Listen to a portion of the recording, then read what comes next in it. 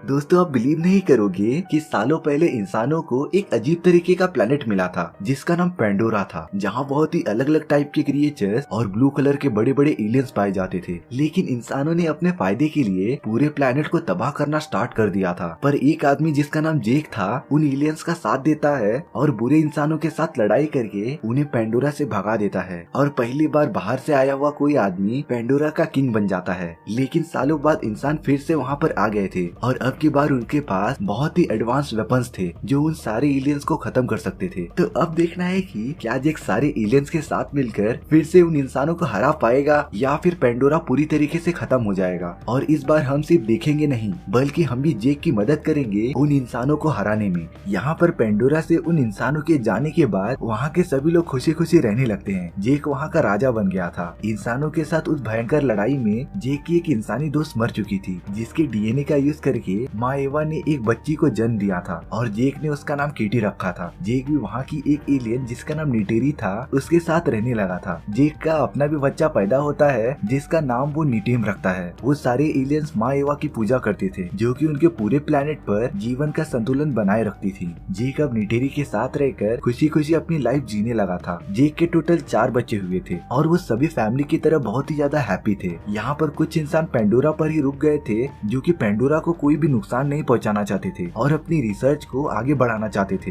वो कर्नल जिसने इंसानों के साथ मिलकर पेंडोरा पर हमला किया था वो मर चुका था, लेकिन उसका एक छोटा सा बच्चा बाकी लोगों को मिल गया था। तो वो सब कर्नल के बच्चे को पालने का डिसाइड करते हैं और उसका नाम स्पाइडर रखते हैं। स्पाइडर तो हमेशा जेक के बच्चों के साथ खेलता रहता था और उन्हें देखने पर ऐसा लग ही नहीं रहा था कि वो अलग अलग प्रजाति के हैं, क्योंकि जेक के बच्चे भी उसके साथ काफी ज्यादा खुश थे। लेकिन यहाँ पर जेक की वाइफ नटेरी स्पाइडर को अपने परिवार का हिस्सा नहीं मानती थी, क्योंकि उसके फादर ने पिछले टाइम पेंडोरा को काफी ज्यादा नुकसान पहुंचाया था और वो ये बात कभी नहीं भूल सकती थी। जेक अपने सारे बच्चों को खुद ही पेंडोरा पर रहने का तरीका सिखाता है और उन्हें शिकार करने का सही तरीका सिखाता है। लेकिन कहते हैं ना, हैप्पीनेस लाइफ का सिर्फ एक ही पार्ट होता है। एक दिन जैक और नटेरी देखते हैं आसमान से बहुत सारे तारे नीचे गिर रहे हैं और सच में वो कोई तारे नहीं थे बल्कि वो इंसान थे जो कि पेंडोरा पर वापस हमला करने आ रहे थे और वो इस बार सभी चीजों के लिए तैयार थे। उन इंसानों ने अपने वेपन्स को इस तरह डेवलप किया था कि उनके सामने आने वाली कोई भी चीज वो पूरी तरीके से तबाह कर सकते थे। और जिन चीजों की वजह से वो उन एलियन से लास्ट टाइम हारे थे उन लोगों ने उसका भी सोल्यूशन निकाल लिया था, जिसका यूज करके वो अब वापस पेंडोरा पर हमला करने वाले थे। उन लोगों ने तो पेंडोरा पर हमला करना स्टार्ट भी कर दिया था। वहाँ के पूरे जंगल जला दिए थे। पेंडोरा के सारे एनिमल्स और क्रिएचर्स यहाँ से वहाँ भाग रहे थे, जिसमें कि वो सारे एलियंस कुछ नहीं कर सकते थे क्योंकि उन इंसानों ने पेंडोरा पर अचानक हमला किया था और उन सारे एलियंस की प्रजातियों को इस बारे में बिल्कुल भी पता नहीं था। यहाँ पर उन इंसानों के लैब में एक अवतार उठता है और वो वहाँ के सभी लोगों को मारने लगता है और तब पता चलता है कि वो अवतार उसी कर्नल का है जिसे कि नटेरी ने मूवी के फर्स्ट पार्ट में मार दिया था। लेकिन लड़ाई में आने से पहले उन लोगों ने कर्नल की सारी मेमोरीज और डीएनए का यूज करके एक अवतार बना लिया था और अब कर्नल को अपना अधूरा काम पूरा करना था, जो कि था जेक को मारना और पूरे पेंडोरा को अपने कब्जे में कर लेना। जेक अपने कुछ साथियों के साथ उन पर हमला करते रहता है और उन इंसानों की टेक्नोलॉजीज को खत्म करता रहता है और ये सबसे अच्छा वे था क्योंकि इसी तरीके से वो इंसानों को कमजोर कर सकते थे। और अगर मेरी मानो तो उन इंसानों को टक्कर देने का सिर्फ एक ही रास्ता था, उनकी ही टेक्नोलॉजी और एडवांस वेपन्स उनके ही खिलाफ यूज करना। और ये सेम चीज जेक और बाकी सब करते हैं। उन लोगों ने एडवांस वेपन से भरी ट्रेन को तबाह कर दिया था और उन सारे वेपन्स पर कब्जा कर लिया था। जेक का बेटा नीटिम भी अपने फादर के जैसा बनना चाहता था, तो वो इंसानों के खिलाफ बगावत में उसका साथ देना चाहता था, इसीलिए वो उसके साथ आया था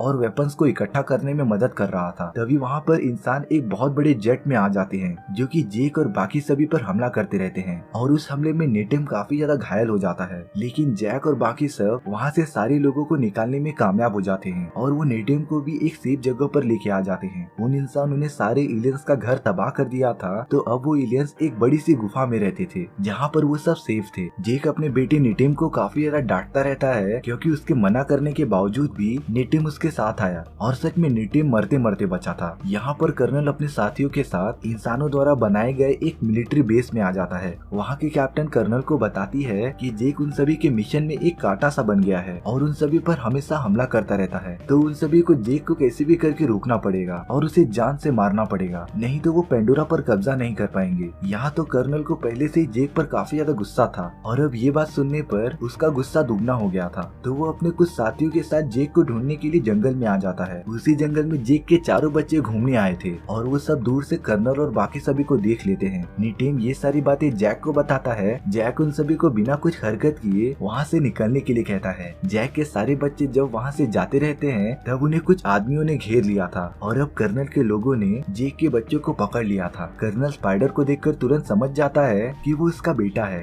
तभी वहाँ पर जेक और नेटेरी पहुँच जाते हैं और कर्नल के आदमियों पर हमला करते रहते हैं। जेक और नेटेरी कैसे भी करके अपने बच्चों को वहाँ से निकालने में कामयाब हो जाते हैं, लेकिन कर्नल ने स्पाइडर को पकड़ लिया था और वो स्पाइडर को अपने साथ शिप पर लेकर चले जाता है। एक सेफ जगह पर आने के बाद जेक नेटेरी से कहता रहता है कि उन्हें जल्दी अपने छुपने की लोकेशन चेंज करनी पड़ेगी क्योंकि स्पाइडर अब उनके पास है। तो अगर स्पाइडर ने उन्हें बता दिया कि वो सब कहाँ छुपे हुए हैं तो वो सारे इंसान बचे हुए एलियंस को खत्म कर देंगे, जिससे कि पेंडोरा पूरी तरीके से उनके कब्जे में आ जाएगा। यहाँ पर कर्नल और उसके लोग स्पाइडर को काफी ज्यादा टॉर्चर करते रहते हैं, लेकिन स्पाइडर निकला काफी ज्यादा सख्त लौंडा। उसने बोला कि जान चली जाए लेकिन वो अपना मुंह नहीं खोलेगा कि बाकी एलियंस और जेक कहाँ छुपे हुए हैं। इसके बाद कर्नल स्पाइडर को अपनी तरीके से समझाने जाता है और उसे वापस अर्थ पर जाने का लालच देता है। यहाँ पर जेक ने किसी और को राजा बना दिया था और वो अब अपनी फैमिली को लेकर वहाँ से जा रहा था। काफी दिनों के सफर के बाद जेक अपने परिवार को लेकर एक आइलैंड पर पहुँच गया था जहाँ पर कुछ अलग प्रजाति के एलियंस रहते थे। वो दूसरे प्रजाति के एलियंस जमीन और पानी के अंदर रहने में केपेबल थे। वो सारे लोग जेक और बाकी सभी को देखकर काफी ज्यादा शॉक हो गए थे क्योंकि वो उनसे काफी ज्यादा अलग दिख रहे थे। तभी वहाँ पर उन सभी का लीडर आ जाता है। जेक उनके लीडर से उसके परिवार को यहाँ रहने देने के लिए रिक्वेस्ट करने लगता है, लेकिन उसका लीडर बताता है कि वो सारे लोग सेफ्टी के लिए पानी के अंदर रहते हैं, लेकिन जेक और उसकी प्रजाति सिर्फ जमीन पर ही रह सकती थी तो वो वहाँ पर सरवाइव नहीं कर पाएंगे। लेकिन जेक का मानना था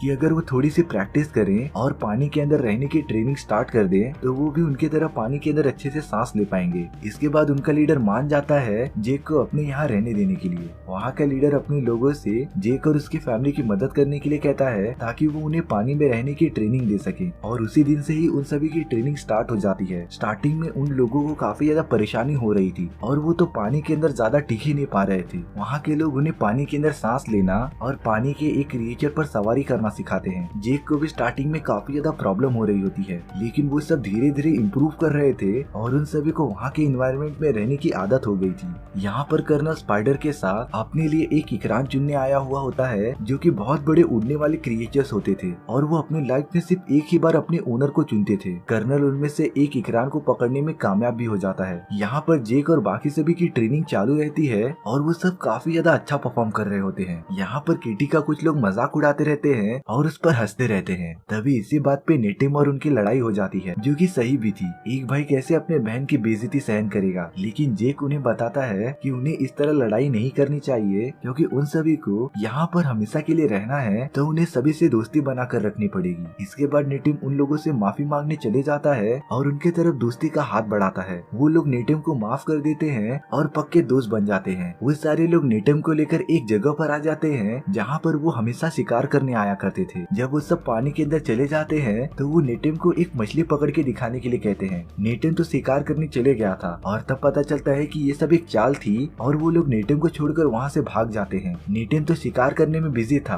और तब जाके उसे रियलाइज होता है कि उन लोगों ने उसे अकेला छोड़ दिया है। नेटिम को तो उस आइलैंड पर जाने का रास्ता भी नहीं पता था और अब वो बुरी तरीके से फंस गया था। तभी उस पर अचानक पानी में से एक बहुत बड़ी खूंखार मछली उस पर हमला कर देती है जो कि नेटिम को पूरा खाना चाहती थी और वो उसका काफी दूर तक पीछा करती है। ज्यादा देर तक पानी में रहने की वजह से नेटिम की सांसें फूल रही थी, इसीलिए वो तुरंत ऊपर की तरफ जाने लगता है। पर वो मछली तो एकदम सामने ही थी और वो नेटिम पर हमला करने चली आती है, लेकिन तभी एक बहुत बड़ी व्हेल उस मछली पर हमला कर देती है और उसे मार देती है। काफी ज्यादा देर तक पानी में रहने की वजह से नेटिम बेहोश होने लगा था और वो पानी के अंदर जाता रहता है, लेकिन जब थोड़ी देर बाद उसकी आंखें खुलती हैं तो वो अपने आप को उसी व्हेल के ऊपर पाता है जिसने की नेटिम की जान बचाई थी। नेटिम व्हेल का शुक्रिया अदा भी करता है और वो देखता है कि व्हेल के ऊपर एक नुकीला ऑब्जेक्ट लगा हुआ है, तो वो उस व्हेल के बॉडी से उसे निकालता है और उसे दूर फेंक देता है। और इसके बाद तो मानो वो व्हेल नेटिम को अपना दोस्त समझने लगा था। वो व्हेल नेटिम को लेकर उसके आइलैंड के पास आ जाता है और उसके फैमिली के पास छोड़कर चला जाता है। यहाँ पर जेक और सारे लोग काफी टाइम से उसका इंतजार कर रहे थे। जेक नेटिम को डांटता रहता है कि उसे इस तरीके से गायब नहीं होना चाहिए। जब लीडर को पता चलता है कि उसके बेटे ने ही नेटिम को पानी के अंदर फंसाया था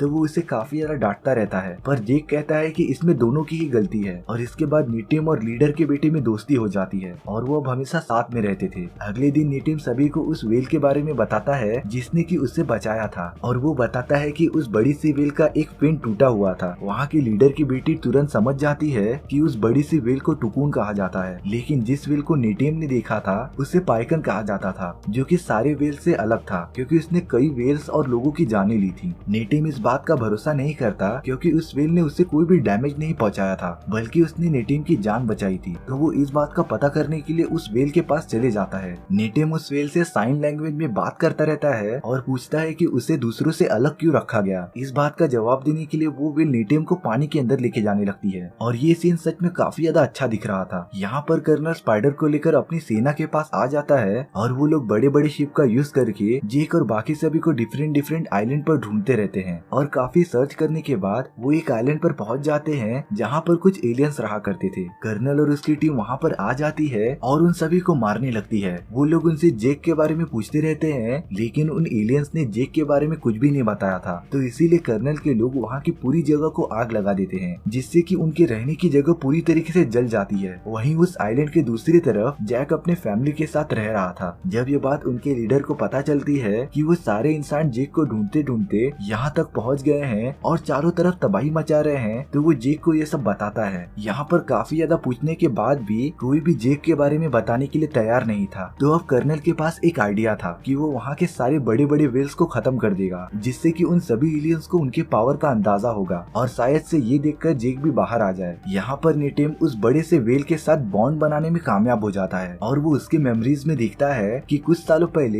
एक हंटर के ग्रुप ने उन पर हमला कर दिया था और वो सभी बचे हुए व्हेल को मारने लगे थे, पर हमले के बाद सभी ने पाइकन को ही किलर समझ लिया था और उसे हमेशा के लिए अलग कर दिया था। यहाँ पर कर्नल के लोग सभी व्हेल को मारते रहते हैं और वो उन पर जरा भी रहम नहीं कर रहे थे। वो लोग तो उन व्हेल के बॉडी से एक अजीब टाइप का लिक्विड भी निकालते हैं, जिसका यूज करके उम्र को बढ़ने से रोका जा सकता था, और इसकी डिमांड अर्थ पर काफी ज्यादा थी। उन लोगों ने व्हेल्स को मारकर पानी में फेंक दिया था। जब उन व्हेल्स को जेक और बाकी सब देखते हैं तब वो काफी ज्यादा गुस्सा हो जाते हैं। उन एलियंस का लीडर सभी को बताता रहता है कि अब वो चुप नहीं बैठने वाले, उन्हें उन इंसानों पर हमला करना ही पड़ेगा। और इसके बाद सभी में काफी ज्यादा जोश आ गया था, पर जेक दिमाग से काम लेता है और सभी को शांत रहने के लिए कहता है। वो बताता है कि अगर वो उन पर हमला करेंगे तो वो इंसान अपने बड़े बड़े रोबोट्स का यूज करके उन सभी को मार देंगे, जिससे कि उनकी पूरी प्रजाति ही खत्म हो जाएगी। यहाँ पर नेटिम को पाइकन की चिंता हो रही थी, इसीलिए वो पानी के अंदर उसके पास जाने लगता है। नेटिम के पीछे पीछे कुछ लोग भी जाते हैं और वो उस व्हेल के पास पहुँच जाते हैं, जिसके बॉडी पर एक तीर लगा हुआ था। नेटिम और बाकी सब उसे निकालते रहते हैं, पर तभी वहाँ पर वो सारे इंसान अपने आधुनिक हथियारों के साथ वहाँ पर आ जाते हैं। नेटिम जेक को ये बात बता देता है और जेक अपने साथियों के साथ निकल पड़ता है उन सभी की मदद करने के लिए। नेटिम और बाकी लोगों ने मिलकर पाइकन के बॉडी से वो तीर निकाल लिया था, लेकिन यहाँ पर कर्नल की टीम वहाँ पहुँच गई थी और वो नेटिम और बाकी सभी को पकड़ने लगी थी। वो तो उन सभी को जाल में पकड़कर अपने शिप पर लेके आ जाता है, और अब वो जेक को ब्लैकमेल कर सकता था कि वो खुद को सरेंडर कर दे और अकेले शिप पर आए। जेक के पास अब कोई भी ऑप्शन नहीं था, और वो जैसे ही आगे बढ़ता रहता है तभी वहाँ पाइकन आ जाता है और उनके शिप पर हमला कर देता है। वो पूरी शिप धीरे धीरे तबाह होने लगती है। इस बात का फायदा उठाकर जेक और बाकी सब उन पर हमला करने चले जाते हैं। नेटेरी भी अपने इकरान पर बैठकर उन सभी पर हमला कर रही थी और उन्हें एक ही बार में मार दे रही थी। अब वो सब लोग इंसानों पर भारी पड़ रहे थे। जेक अपने बच्चों को भी छुड़ाने में कामयाब हो जाता है, लेकिन कर्नल अब उसकी बेटी केटी को पकड़ लेता है और उसे अपने साथ लेकर चला जाता है। पर वो शिप अब बुरी तरीके से डैमेज हो गई थी और वो कभी भी पानी के अंदर डूब सकती थी। वहाँ से बाहर निकलने के चक्कर में नेटिम को एक गोली लग जाती है और वो काफी ज्यादा घायल हो चुका था। कुछ देर बाद नेटिम मर जाता है, पर किटी अभी भी कर्नल के कब्जे में थी। ये सब होने के बाद जेक और नेटेरी काफी ज्यादा गुस्से में आ गए थे और वो शिप पर चले जाते हैं उन सभी पर हमला करने के लिए। वो अपने सामने आने वाले सभी को मारकर आगे बढ़ते रहते हैं, जैसे कि उन पर कोई भूत सवार हो गया हो। और जेक अब कर्नल के पास पहुंच जाता है, जिसने की केटी के गले पर चाकू रख दिया था। पर यहाँ नेटेरी स्पाइडर को मारने की धमकी देती रहती है और ये देखकर कर्नल किटी को छोड़ देता है। वो पूरी शिप धीरे धीरे पानी के अंदर डूब रही थी और अगर वो जल्दी यहाँ से बाहर नहीं निकले तो वो भी शिप के साथ पानी के अंदर डूब जाएंगे। तो नेटेरी और बाकी सब वहाँ से बाहर निकलने लगते हैं और जेक यहाँ पर कर्नल से अकेला फाइट करते रहता है। उन दोनों में बहुत ज्यादा लड़ाई होती है, पर जेक ने उन नए प्रजाति के एलियन से काफी अच्छी फाइटिंग टेक्निक सीख ली थी, जिसका यूज वो कर्नल को मारने के लिए करता है। और जेक कर्नल को मारने में कामयाब भी हो जाता है, पर उसे भी तुरंत वहाँ से बाहर निकलना पड़ेगा क्योंकि वो शिप आधे से ज्यादा डूब चुकी थी। यहाँ पर नेटेरी भी पानी के अंदर फंस गई थी, पर वहाँ केटी आ जाती है और बाकी सभी को बाहर निकलने का रास्ता बताती है। जेक भी यहाँ पर सही सलामत सलामत बाहर निकल जाता है। स्पाइडर अपने फादर की हेल्प करता है और उसे सही सलामत पानी से बाहर निकालता है। कर्नल अभी तक मरा नहीं था, वो अभी भी जिंदा था। वो स्पाइडर को अपने साथ आने के लिए कहता है, लेकिन स्पाइडर कर्नल के साथ नहीं जाना चाहता था और वो वापस जैक के पास चले जाता है। जैक यहाँ पर सभी लोगों के साथ होता है और वो अपने मरे हुए बेटे नेटेम को माँ एवा के पास रख देता है, जिससे कि उसकी आत्मा को शांति मिले। और अवतार द वे ऑफ वाटर की स्टोरी यहीं पर खत्म हो जाती है। सो व्यूअर्स, आपको ये स्टोरी कैसी लगी प्लीज कमेंट सेक्शन में बता दो। और अगर आपको मेरा एक्सप्लेनेशन 1% भी अच्छा लगा हो तो वीडियो को लाइक एंड चैनल को सब्सक्राइब जरूर कर लेना, क्योंकि इससे मुझे मोटिवेशन मिलता है आपके लिए इसी तरीके की मजेदार स्टोरीज लाने के लिए। तो मिलते हैं नेक्स्ट वीडियो में। सी या।